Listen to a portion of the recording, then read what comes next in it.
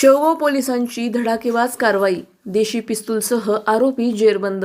20 लाखांचा मुद्देमाल जप्त. विना नंबर स्कॉर्पिओतून फिरत होता पिस्तूलधारी. शेवगाव पोलिसांनी केली अटक. शेवगाव पोलिसांनी मोठी कारवाई करत देशी बनावटीचे पिस्तूल बाळगणाऱ्या एका आरोपीला अटक केली आहे. गोपनीय माहितीच्या आधारे आखेगाव रोडवरील हॉटेल रिलॅक्स इन परिसरात पोलिसांनी सापळा रचला.